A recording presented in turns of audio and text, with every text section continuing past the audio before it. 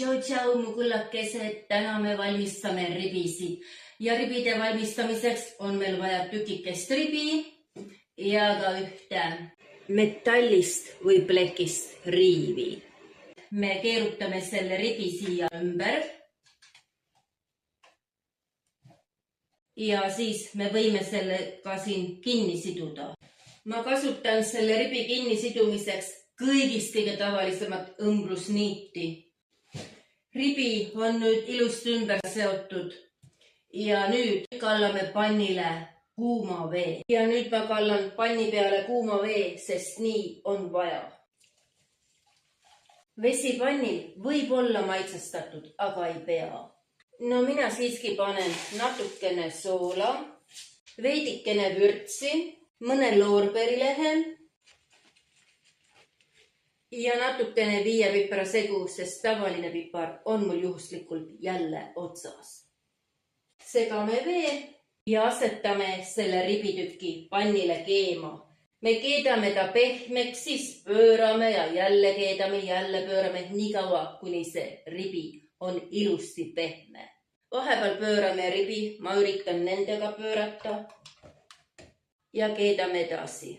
Nüüd, kui liha on ilusti riivi ümber pehmeks keenud, me paneme mingi suvalise nõu sisse kuigi palju jahu. Võtame selle nööri või niidi ribi ümbert ära. Võtame ribiliha ja lõikame selle ribiliha tükkideks.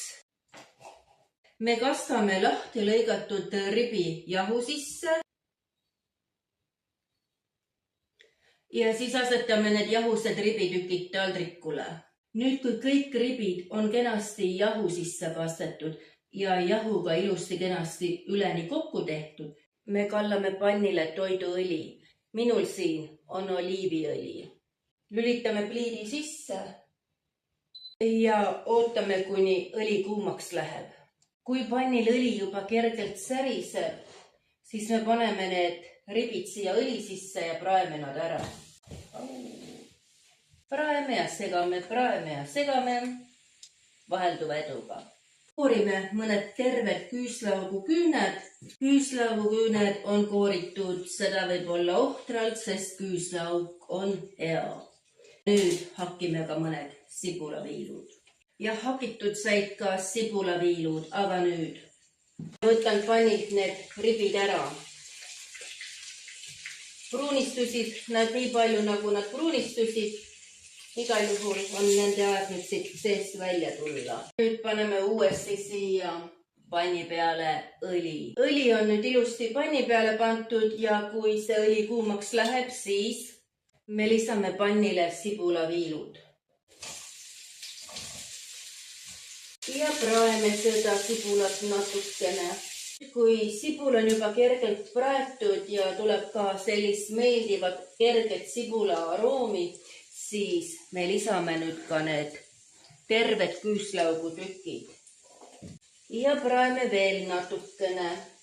Ideaalis tuleks nüüd siia pannile lisada veel värsket spinatit, aga seda mul juhuslikult ei ole. Kuid mul on külmutatud spinatit ja ma panen seda siia sisse. Spinat on pannile lisatud ja ma praen neid nüüd veel edasi. Ma lisan siia veel tomatipastat ja segan. Nüüd on käes selline hetk, kui te võite seda sibula, küüslaugu, spinati ja tomatipasta seguga maitsestada ja lisada endale meelepäraseid maitseaineid. Mulle meeldib aroomisool, ma panen seda. Ma panen ka liha üldmaitseainet kuigi palju. Paneme natukene suitsupaprikat. Paneks ka veidi viiepipra segu. Ja nüüd kallame siia pannile need praetud ribitükid tagasi.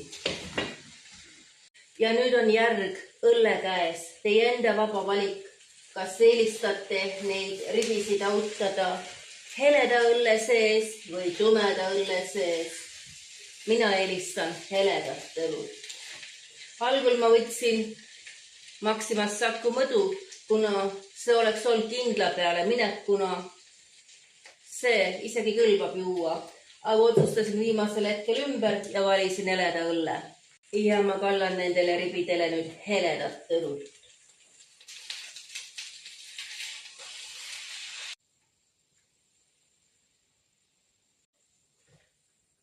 Ma panen siia juurde veidi ka tavalist soola.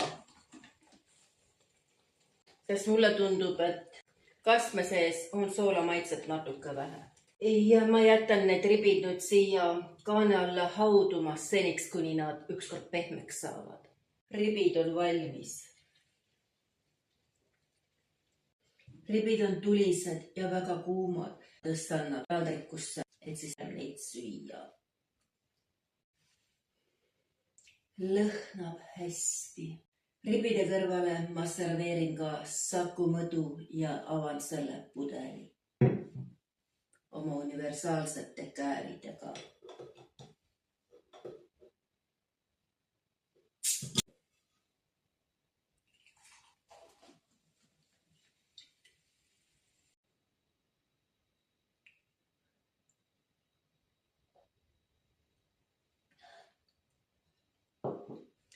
No nii head kraami tuleb nautida näppudega.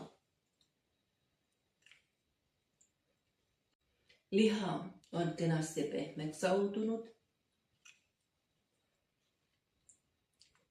Tuleb kondi küljes kergesti lahti. Kõik on täpselt nii, nagu peab. Proovi järele. Tšau!